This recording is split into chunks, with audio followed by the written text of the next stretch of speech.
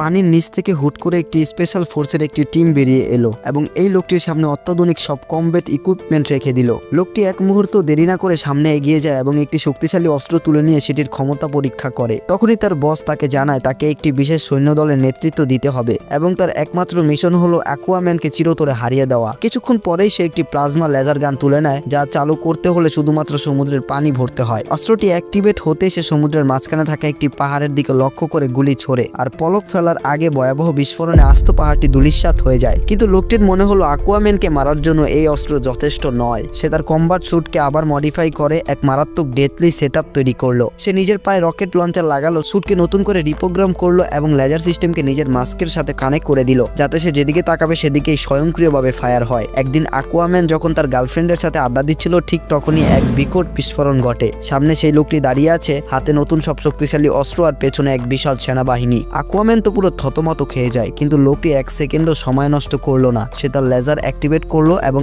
এক শটে অ্যাকুয়াম্যানকে সরাসরি বাতাসে উড়িয়ে দিল। অ্যাকুয়াম্যান কি এই মরণফাঁদ লেজার থেকে বাঁচতে পারবে? আপনার কি মনে হয়? কমেন্টে জানান।